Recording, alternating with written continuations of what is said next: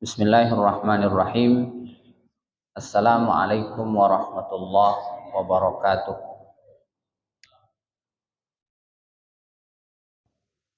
Alhamdulillah alladzi khalaqal mauta wal hayata liyabluwakum ayyukum ahsanu amala. Wassalatu wassalamu ala sayyidina Rasulillah sayyidina wa maulana Muhammad wa ala alihi wa ashabihi wa man ittaqa. Subhanaka la ilma lana illa ma 'allamtana innaka antal alimul hakim. Allahumma arzuqni fahman nabiyyin wa hifdzal mursalin wa ilhamal malaikatil muqarrabin. Rabbi shrah li sadri wa yassir li amri wa hlul 'uqdatam min lisani yafqahu qawli. Faqala Rasulullah sallallahu alaihi wasallam, man la yarham la yurham. Hadis riwayat Muslim. Jamaah maghrib yang dimuliakan Allah, pertama kita bersyukur kepada Allah dalam keadaan apapun kita masih dapat menjalankan ibadah maghrib secara berjamaah. Alhamdulillah dalam keadaan sehat walafiat, aman, tidak ada yang menghalang-halangi. Kita bersyukur kepada Allah karena walaupun belum sesempurna yang kita harapkan dalam beribadah, kita masih tetap juga istiqamah dengan ibadah tersebut. Tak ada manusia yang sempurna. Tak ada orang yang mendekati macam wali, kecuali wali kelas sama wali murid. Kalau wali beribadah panjang, ayatnya panjang, wiridnya panjang, bacaan-bacaannya panjang, istiqamah. Kalau kita barangkali ketika imam membaca surat Al-Baqarah, satu surat, berhenti kita jadi makmum di masjid. Karena Nabi itu pernah membaca surat Al-Baqarah itu sampai habis. Bapak Ibu bayangkanlah kalau sampai habis, berarti Nabi sholat maghrib itu sampai waktu isya. Artinya ibadah kita masih butuh pertolongan dari baginda Rasulullah untuk menambal. Nah, itulah yang syafaat itu. Menambal kekurangan-kekurangan itu. Tapi kita tetap beribadah. Tetap sholat berjamaah. Bahkan tetap bertahan untuk mendengarkan pengajian menjelang isya. Kepada baginda Rasulullah Muhammad sallallahu alaihi wasallam kita bersalawat dengan ucapan Allahumma salli ala sayyidina Muhammad wa ala ali sayyidina Muhammad. Assalamu alayka ya Rasulullah, assalamu alayka ya Habiballah. Pertemuan kita menjelang isya mengupas tema tentang kasih sayang. Dasarnya hadis riwayat Muslim yang berbunyi man la yarhamu la yurham. Dipendek hadisnya. Man la yarhamu la yurham. Orang yang tak penyayang maka dia tidak akan disayang. Nah, sudahlah pengajiannya. Bagaimana uraiannya? Bapak Ibu, manusia ini makhluk Allah yang paling sempurna. Kenapa dikatakan begitu? Karena Allah sendiri, Allah zat yang maha suci itu menyebutkan manusia ini adalah makhluk sempurna dengan istilah Bani Adam. Nanti tengok Quran, saya tak tahu suratnya. Walaqad karramna Bani Adam. Dan kami sesungguhnya telah memuliakan Bani Adam, anak-anak cucu keturunan Nabi Adam. Kesempurnaan itu, kalau kita baca dalam sejarah, Kesempurnaan itu Allah mulai dengan kasih sayangnya. Bagaimana bentuknya? Ketika Nabi Adam diciptakan tidak langsung ke dunia. Tapi di mana? Ditaruh di surga. Nabi Adam tak tahan dengan kesendiriannya. Allah ciptakan lagi satu makhluk, yaitu perempuan. Dan itu didapatkan oleh Nabi Adam pun di surga.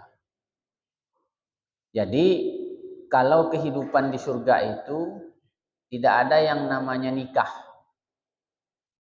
Jadi jangan pula bertanya nanti, Pak Ustadz, seperti yang diceritakan oleh Ustadz Abdul Somad ketika Dr. Mustafa Umar ditanya, siapa yang jadi Pak Kua ketika Adam dan Hawa menikah? Itu kan pertanyaan orang gila. Baru berdua kan waktu itu, Adam, Hawa alaihi wassalam. Ditanya pula siapa Pak Kuanya? Tak usah tanya dulu, tak ada. Waktu itu tidak ada kantor Kua, tak ada Pak Kua, tak ada Pak Penghulu. Jadi di surga itu tidak ada istilah menikah. Baik surga yang dihuni oleh Nabi Adam dan Siti Hawa, ataupun nanti surga yang akan datang. Surga yang insya Allah kita huni. Amin. Ya Rabbal Alamin. Tak ada lagi prosesi pernikahan. Siapa mau ambil. Bidadari kan sudah banyak. Macam jenggot. Semakin banyak bulu jenggot itu, sebanyak itu pula bidadarinya. Jadi kalau yang tak berjenggot tak ada bidadarinya. Nah jadi pernikahan tidak ada di dalam kehidupan surga. Makanya orang yang hidup dengan kebahagiaan berdua di surga, itu kebahagiaannya menjadi sesuatu yang tidak nyaman. Kalau kita ukur sekarang gitu. Kita tidak bicara tentang wah ternyata Nabi Adam kemudian berdosa, ternyata Nabi Adam nanti dikirim ke dunia, lalu di dunialah berproses kehidupan yang berkembang biak itu. Bukan itu. Jadi saya ingin tampakkan bahwa kasih sayang Allah itu sudah Allah mulai sejak Nabi Adam hidup di surga. Nabi Adam merasa tak cukup sendiri, Allah datangkan perempuan, Allah ciptakan Siti Hawa untuk mendampingi hidupnya. Tapi di saat itu hanya satu pesan Allah, jangan kau lakukan yang satu ini. Yang lain tuh kerjakanlah. Cuma karena ada hasrat dari Hawa, didorong pula lagi oleh salah satu musuhnya yang tadi terkeluarkan dari surga, yaitu iblis, maka terpancinglah Adam untuk melakukan perbuatan yang dilarang oleh Allah. Jadi surga pada masa itu ada larangan, tapi satu. Surga nanti tak ada lagi larangan. Jadi kalau umpamanya nanti kita tanya, kalau nanti kita dah masuk surga, nanti ada yang bertanya begitu. Yang saya pikirkan Pak Ustadz, saat ini kita nih bisa berpikir nih, kalau umpamanya susah bagaimana caranya menjadi senang. Kalau orangnya yang miskin bagaimana caranya menjadi kaya. Kalau aku sebagai orang tua tak sekolah bagaimana anak-anakku nanti sekolah. Kalau anakku tak bisa sekolah dengan biaya hidupku bagaimana mereka mencari beasiswa. Ada semuanya yang kita pikirkan dunia nih. Selagi masih mau mikir pasti bisa. Dan pasti ada yang kita pikirkan. Nanti Pak Ustadz, kalau umpamanya saya masuk surga, yang saya kerjakan di surga itu apa? Coba Bapak bayangkan. Apa yang kita kerjakan setelah kita masuk surga? Pening juga saya orang bertanya macam gini nih. Ini pertanyaannya dalam. Sangat dalam. Tapi saya tak bisa menjawab. Karena di dalam Al-Quran itu kan yang diceritakan bahwa surga itu punya kenikmatan. Surga itu punya sungai. Apa yang kita mau dapat sesaat. Apa yang kita minta tak perlu ojek online. Tak perlu Gojek. Tak perlu Grab. Tak perlu telepon pakai WA, tolong belikan saya nasi di Emboya, di situ tak perlu. Pokok tinggal sebut dapat. Itulah kenikmatan-kenikmatan surga. Bagi orang yang berpikir dia nanya lagi. Jadi itu aja kerjaan kita Pak Ustadz setiap hari. Ini menjadi satu hal.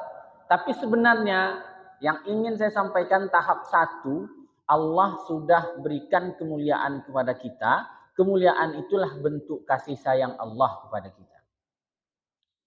Nah, nanti sampai ke dunia. Saya baru bicara surga, entah di mana surga yang dulu itu saya tak tahu juga. Cuma kita mendapatkan cerita bahwa Nabi Adam diciptakan di surga. Nabi Adam punya istri namanya Hawa. Kemudian Nabi Adam diajak oleh istrinya melakukan satu kesalahan. Karena satu kesalahan itu Allah kirimkan Nabi Adam ke dunia. Nah, ketika pelanggaran yang dilakukan oleh Nabi Adam, lalu Nabi Adam kurang lebih 40 tahun ya, membaca doa Rabbana zalamna anfusana wa illam taghfir lana wa tarhamna lanakunanna minal khasirin, sedikit pun tak digubris oleh Allah. Allah dengar aja. Jadi kalau kita berdoa itu, kenapa doa kita tak dijawab? Mungkin Allah lagi senang mendengar. Senang saja dia mendengar hambanya itu beribadah. Nantilah datang malam itu lagi doanya. Senang saja Allah itu mendengarkan. Tak mau Allah kabulkan. Jadi termasuklah doa Nabi Adam. Jadi bukan doa kita saja Bapak dan Ibu. Doa Nabi Adam pun itu diabadikan di dalam Al-Quran. Begitu dengan sungguh-sungguhnya Nabi Adam berdoa kepada Allah. Karena hanya melakukan satu kesalahan. Yaitu mendekati dan memakan buah khuldi. Sementara Allah melarang. La taqraba hadhihi syajarata fatakuna minadh dhalimin. Jangan kalian berdua dekati pohon ini. Kalau kalian dekati pohon ini, maka keduanya kalian akan menjadi orang-orang yang teraniaya. Itu pesan Allah, peringatan Allah. Tapi peringatan ini dilanggar. Akhirnya Nabi Adam, Siti Hawa dikirim ke dunia. Sampai di dunia baru merasakan penyesalan. Jadi dunia ini tempat penyesalannya Nabi Adam. 40 tahun berdoa. 40 tahun itu lama ya? Lama ya? Lama 40 tahun. Saya 40-an tahun. Sekarang 40 tahun lebih. Berarti lama Nabi Adam itu berdoa. Rabbana zalamna anfusana. Tak pernah bosan, tak pernah putus asa. Tapi tak didengar, tak dijawab oleh Allah. Okelah Adam. Kalau gitu segala dosa-dosamu aku ampunkan. Tak ada. Tetapi ketika Nabi Adam teringat dengan salah satu kalimat yang tertulis di atas aras, yaitu Muhammadur Rasulullah, jangan-jangan dengan kalimat ini baru Allah itu terketuk pintu hatinya. Anggaplah begitu. Barulah berpikir Nabi Adam, jangan-jangan kalau aku ucapkan kalimat itu, maka dosaku akan terampuni. Maka, nah ini kalau tak ada dalil ini bid'ah nih. Maka Nabi Adam pun mengucapkan kalimat itu. Kalau bahasa kitanya, ya Allah, dengan kemuliaan Muhammad Rasulullah, aku mohon engkau ampunkan segala dosaku. Walaupun Allah tahu, tapi Allah icak-icak terkejut kan? Kau tahu dari mana pula nama itu? Waktu mataku terbuka, di saat engkau menciptakan aku di surga, di aras itu ada tertulis kalimat La ilaha illallah Muhammadur Rasulullah. Bagi aku, kalimat yang terakhir ini sangat istimewa bagi engkau ya Allah. Betul ya Adam. Dia adalah Habibullah. Dia adalah orang yang sangat istimewa. Makhluk yang sangat istimewa. Karena kau sebutkan namanya, maka dosamu aku ampuni. Jadi itulah namanya wasilah. Wasilah dengan baginda Rasulullah. Jangankan kita sebagai umatnya, makhluk pertama, manusia yang pertama yang diciptakan oleh Allah, dengan kasih sayangnya Allah, disebutkan nama baginda Rasulullah, langsung mendapatkan respon.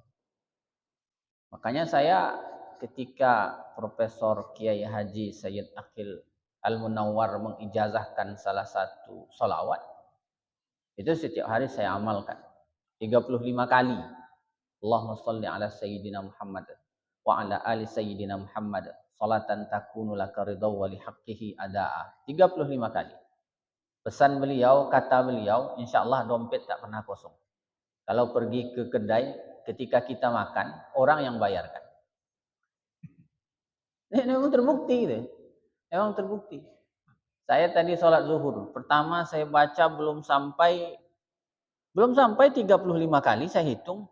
Saya tahan di sini baru disampai 1 2 3 4 5 6 7 8 9 10 11 12 13 14 baru 15 saya tahan karena saya harus ngisi kultum. Selesai kultum, selesai zuhur, saya sambung lagi, bersambung. 16, 17, 18, 19, 20, 21, 22, 23, 24, 25, 26, 27, 28, 29, 30, 31, 32, 33, 34, 35. Habis semuanya. Jadi setelah itu saya berpikir, kemana lah saya makan siang? Karena di rumah tak pernah makan siang di rumah. Karena balik itu kadang-kadang jam 4, kadang-kadang jam 5 sore. Udahlah, saya cuci mobil. Setelah itu saya pergi ke salah satu rumah makan. Ya, cuci mobil saya tinggalkan mobil. Setelah saya tinggalkan mobil, berjalan mau makan ke tempat itu. Rupanya ada teman juga mau makan di situ. Dipanggilnya, bang sini bang. Ngapa?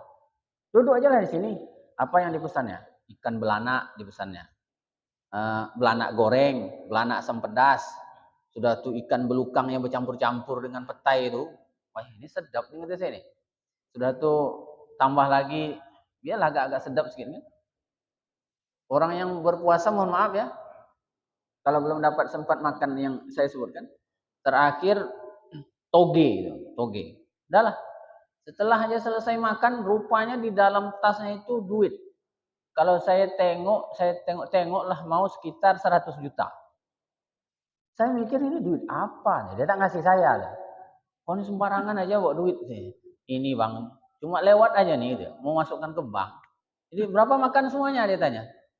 Segini, saya tak dengar tak berapa angkanya. Dia keluarkannya 200.000, dibalikkannya kurang lebih 60.000. Berarti kami berempat makan 140.000. Gratis saya. Jadi saya yakin bahwa ini salah satu wasilahnya adalah bersolawat kepada Nabi Muhammad Sallallahu Alaihi Wasallam. Itu salah satu bentuk kasih sayang Allah yang Allah berikan bukan kepada kita saja, tapi kepada Nabi manusia pertama ketika dia berwasilah dengan kalimat Muhammad Rasulullah, dia pun terampuni dosanya. Nah jadi man la yarhamu la yurhamu. Siapa yang tidak sayang, maka dia tidak akan pernah disayangi. Itu di dunia ya. Jadi ketika Nabi Adam turun ke dunia, berdoa selama 40 tahun tak diterima, tapi teringat bahwa ada salah satu nama yang sangat istimewa dalam pandangannya, nama itu berganding dengan kalimat Allah, maka dia ucapkan kalimat itu, lalu dengan sebab wasilah kalimat itu, doanya Nabi Adam diterima dan dosanya Nabi Adam diampuni oleh Allah Subhanahu wa taala. Nah, habislah cerita surga. Tak ada lagi. Yang iri siapa? Yang iri iblis. Iri dia. Karena dunia ini walaupun tempat pembuangan dalam tanda petik, takdir manusia itu hidupnya di dunia, tetap saja oleh iblis dunia itu lebih istimewa dibandingkan dengan iblis. Karena iblis tidak punya alam. Maka dia meminta kepada Allah. Dalam riwayat diceritakan alam yang diberikan oleh Allah kepada iblis itu adalah WC. Nah, kakus. Apa lain apa lagi yang paling buruk? Jamban. Kamar mandi itu agak bagus tuh bahasanya kamar mandi. Jadi WC, kakus, jamban, kamar mandi. Itulah dunia para iblis yang diciptakan oleh Allah. Marah ke Allah? Mungkin marah ya. Kenapa? Allah ciptakan alam iblis itu adalah kamar mandi. Karena di sana ada siapa? Ada khubusi wal khaba'is. Setan jantan, iblis jantan dan iblis betina. Nah, kalau kita mengikuti pendapat para kiai, itu dijelaskan, masuk ke kamar mandi itu harus bertutup kepala. Karena kalau tidak bertutup kepala, kita ini cepat lupa. Makanya jangankan Bapak, saya umur sekarang ini, ada kawan-kawan saya itu yang saya sudah lupa namanya. Mungkin gara-gara mandi tidak pakai tutup kepala. Nah, jadi ingat-ingat itu, ada fatwa-fatwa dari ulama-ulama besar, Kalau masuk ke kamar mandi, tutup aurat, kemudian kepala ditutup. Karena apa? Di dalam itu adalah dunianya iblis. Lalu kita berdoa kan kalau masuk ke dalam kamar mandi, Bismillahi Allahumma inni a'udzubika minal khubusi wal khaba'is. Yang pernah tinggal doa itu. Karena kalau tertinggal ketika kita masuk, maka para iblis itu nampak kita. Kalau kita baca doa, dia tidak nampak sama kita. Begitulah cara Allah melindungi kita dalam bentuk sayangnya di dunia. Tapi apakah itu kasih sayang Allah yang sesungguhnya? Salah satunya. Sebenarnya kasih sayang yang Allah titipkan di dunia ini adalah rahimnya seorang ibu. Bapak carilah surah yang menceritakan tentang laki-laki dalam Quran. Ada tak? Surah Ar-Rijal kah? Apa yang laki-laki ini? Laki-laki dalam bahasa Arab apa? Ar-Rijal kan? Tak ada. Yang ada itu surah An-Nisa. Jadi sumber kasih sayang di dunia ini itu di rahim. Nah ini Pak Ustadz, apa dalilnya? Tak usah tanya dalil, dengar aja lah cerita dulu. Nanti cari dalil sendiri. Sumber kasih sayang di dunia ini di rahim. Allah titipkan rahim ke seorang perempuan. Siapa yang masuk ke dalam rahim? Yang di sini ada tak yang dari luar rahim? Yang keluar dari perut ibu tapi di luar rahim. Ada tak? Ada tak? Tak ada. Itu menunjukkan bahwa sumber kasih sayang itu bapak dan ibu di rahim. Nah, apa buktinya? Setiap orang yang keluar dari rahim yang bersih, dari seorang perempuan yang suci, dari perempuan yang paham agama, insya Allah dia akan menjadi orang baik dan orang saleh. Kita tengok Bapak dan Ibu, sejarah kita tengok. Tak usah kita tengok lagi dari Nabi Adam, karena Nabi Adam itu diciptakan di surga. Kita tengok sejarah lahirnya para nabi. Nabi Musa dilahirkan seorang ibu kan? Pernah tak kita mendengar cerita Nabi Musa itu bapaknya siapa? Tak pernah. Padahal di dalam Al-Quran sejarah yang paling banyak diceritakan oleh Allah itu Nabi Musa. Tapi sekalipun tak disebutkan bapaknya. Siapa bapak Nabi Musa itu tak disebutkan. Yang diceritakan adalah ibunya Nabi Musa. Diwahyukan oleh Allah kepada ibunya Nabi Musa, kau hanyutkan anakmu ke sungai Nil. Ada diwahyukan. Jadi ibu ini sangat dekat dengan anaknya. Ketika anaknya punya masalah, dia akan terasa. Nabi Musa kecil dikirimkan, nanti diselamatkan oleh Siti Asiyah dengan Aisyah. Siti Asiyah, bininya Fir'aun, perempuan suci. Bininya Fir'aun tak tersentuh oleh Fir'aun karena kesuciannya Siti Asiyah itu. Nabi Musa dibesarkan oleh Siti Asiyah. Seorang perempuan ketika besar yang akan dibunuh oleh Fir'aun tapi terselamatkan. Jadi satu, kalau kita cerita tentang kesuksesan anak, banyak anak-anak sukses itu dididik oleh mamanya. Kalau mamanya mati, bapaknya hidup, anak-anaknya kocar kacir. Tapi kalau mamanya hidup, bapaknya meninggal, rata-rata anak-anaknya terselamatkan. Karena emak ini dia tak mikir laki lagi. Kalau yang laki-laki ini meninggal, dia pikir macam mana dia mendapatkan bini. Kalau yang perempuan, ibu-ibu umpamanya, ditinggalkan oleh suami, yang dipikirkannya bagaimana menyelamatkan anak-anak. Walaupun ada bapak dan ibu. Baru-baru ini saya ditawarkan salah seorang teman anak. Anak itu dilahirkan oleh seorang ibu yang suaminya sudah punya istri baru. Yang menariknya lagi bapak dan ibu, suaminya ini menikah siri. Jadi anak yang dilahirkan ini anak kedua. nikah hasil daripada nikah siri. Ditawarkanlah ke saya. Saya tak ada respon. Karena setelah saya tanyakan sama istri saya, dia tak mau anak laki-laki. Aduh, sudahlah. Tak direspon. Pagi lahir, menunggu siang, tak sampai zuhur. Datang orang ngambil anak. Ganteng laki-laki. Ganteng betul. Jadi ada juga istilahnya ibu ketika melahirkan tidak punya biaya hidup. Akhirnya anaknya itu diadopsi oleh orang lain. Anak pertama dari ibu ini dibawa oleh bapaknya, suaminya. Sementara suaminya itu sudah pula menikah dengan perempuan yang lain. Nah, itulah bapak dan ibu. Ustadz payah menikah banyak. Tapi kalau orang-orang begitu tak ada pikir dia mau menikah. Apa kata profesor saya, Profesor Akbarizan? Kita nih berilmu. Kita ini paham agama. Tapi yang anehnya kenapa kita ini penakut untuk menikah? Cobalah bapak tanya. Penakut, ini orang-orang penakut semua nih. Termasuk saya. Takut untuk menikah, menambah istri itu takut. Kata istri, kalau kau nak nambah, kau langkahi dulu mayatku. Ada, tak mampu lagi. Berhenti. Nah, jadi rahim ibu ini sumber kasih sayang. Siapa lagi? Kalau kita sebutkan Imam Syafi'i. Nama bapaknya Idris. Nama ibunya Ruqayyah. Imam Syafi'i itu tidak dididik oleh bapaknya sampai menjadi seorang imam besar.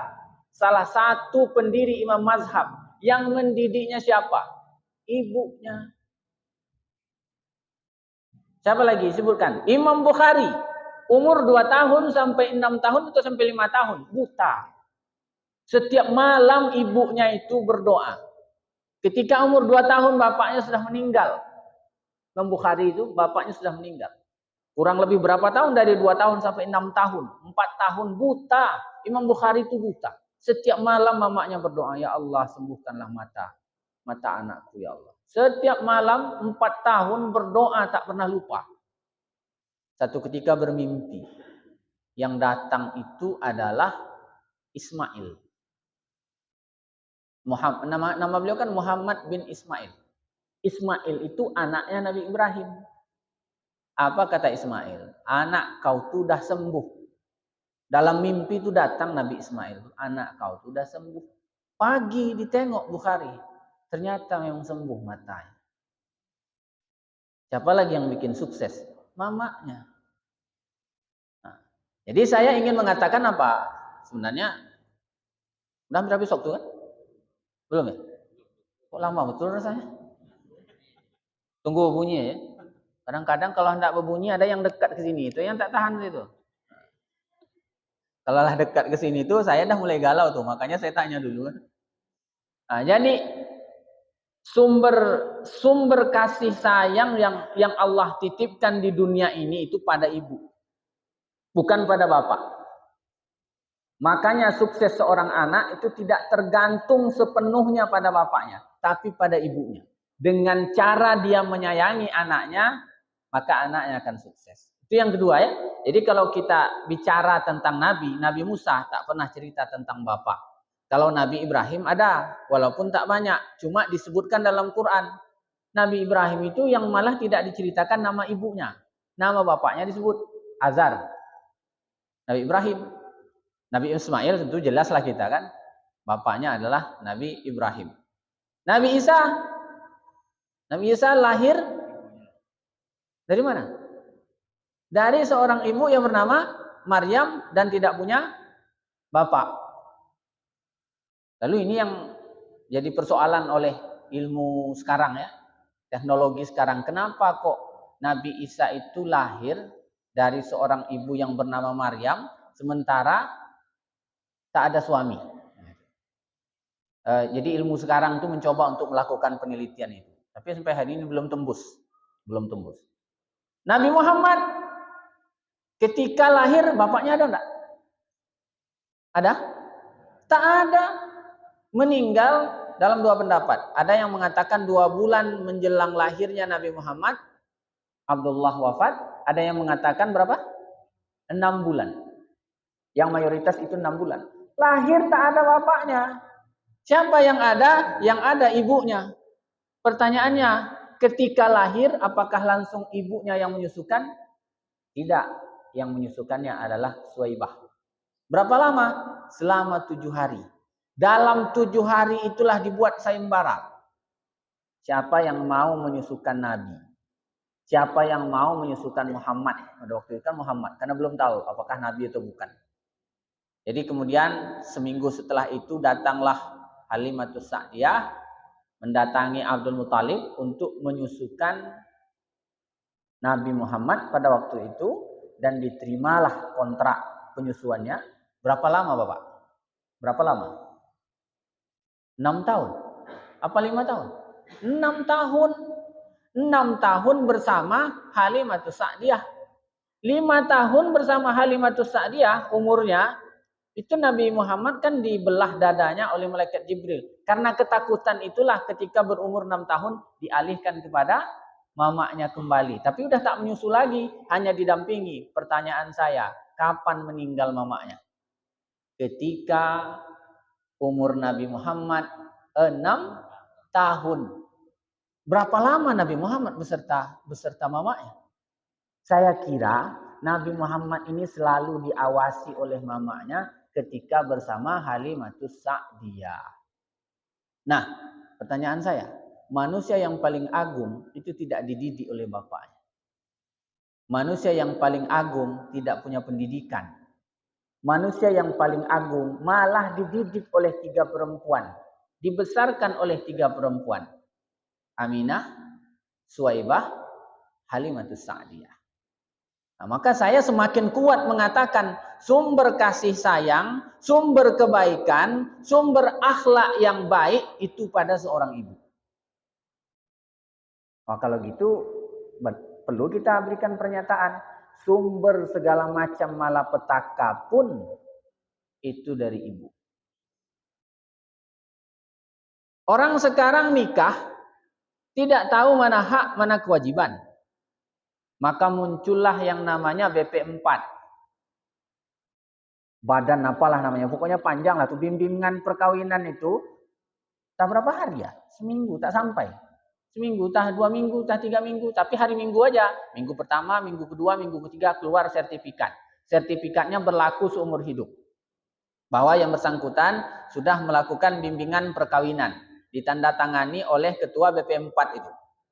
Karena banyak yang menikah itu tidak tahu hak dan kewajiban. Bahkan ada yang tidak tahu syahadat. Acadu, acadu, acadu. Tak tembus-tembus. Mungkinlah sudah terlalu gemetar, ketakutan, kebahagiaan dan lain sebagainya, cukup lah situ. Karena apa? Karena tidak memperhatikan itu. Ada anak gadis yang tidak pandai mandi junub lalu kawin. Jadi saya ingin katakan Bapak dan Ibu bahwa keselamatan anak-anak generasi kita hari ini itu sumbernya pada ibu, tapi ibunya yang paham agama. Nah, saya itu dipesankan sama guru saya, bapak angkat saya. Dia mendapatkan pengetahuan dari bapaknya Buya Hamka. Buya Hamka itu punya bapak, bapaknya itu guru Buya Hamka. Pertanyaan saya begini dulu.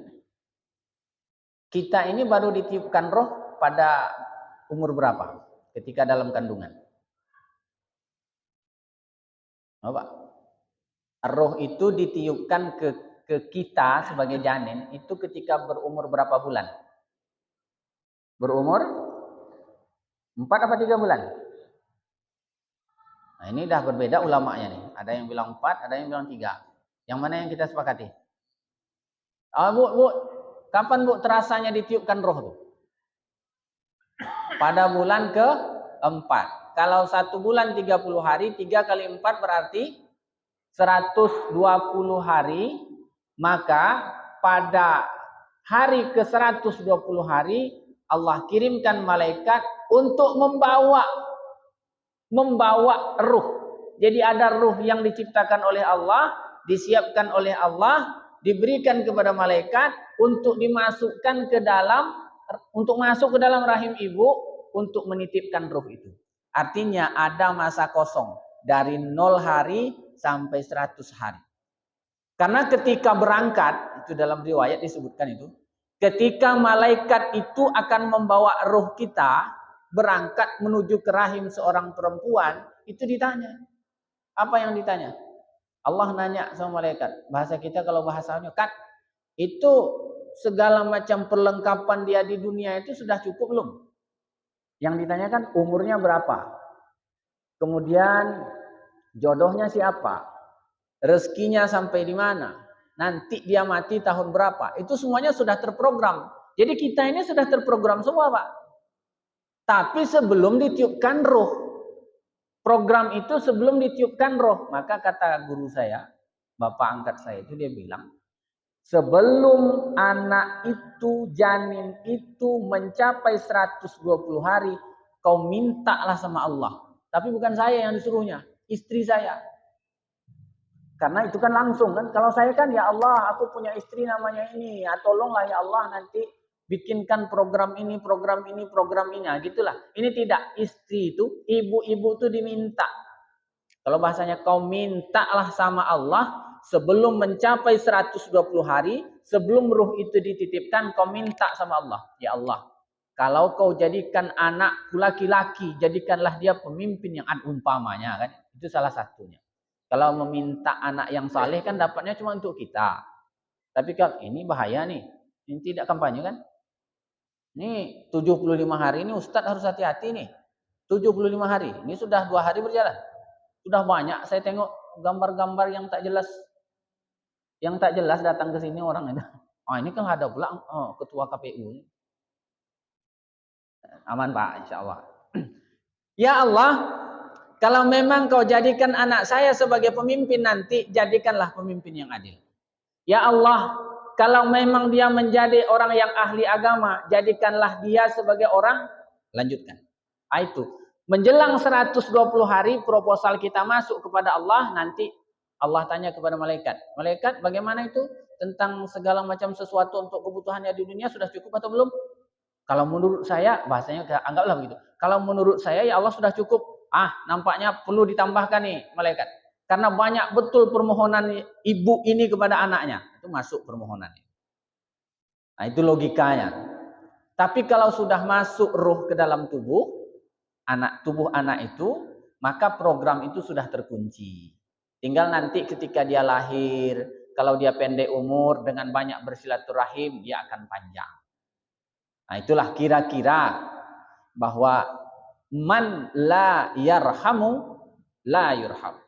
Orang yang tidak pernah sayang, maka dia tidak akan disayang. Saya terenyuh ketika Ustadz Abdul Samad memberikan peringatan kepada istri. Wahai istri-istri, jangan pernah kau kekang suamimu untuk berbakti kepada kedua orang tuanya. Kalau sempat kau kekang suamimu untuk berbakti kepada orang tuanya, maka anak-anakmu nanti akan durhaka kepadamu. Berani betul Ustaz. Saya berani karena pada masa Nabi itu kan ada salah seorang sahabat yang tak mau mati.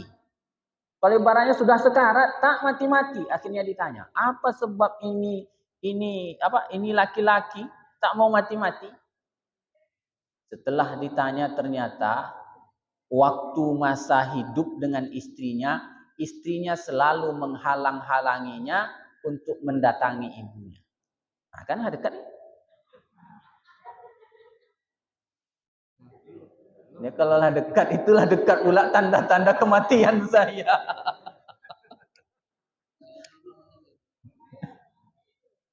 Nah, jadi kita kembali, jadilah sebagai orang yang menebarkan kasih sayang.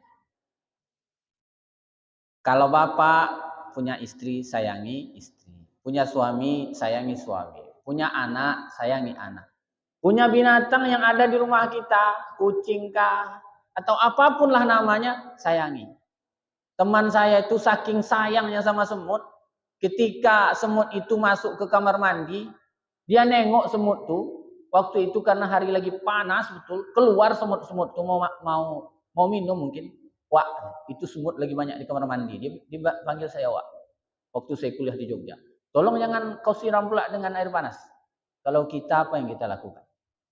Nengok semut banyak tuh, sapu langsung. Sudah sapu, apalagi siram lagi dengan air panas. Itu tandanya kita tidak akan menjadi orang yang penyayang. Nah, saya kira itu. Nah, ulang-ulang nampaknya nengok saya.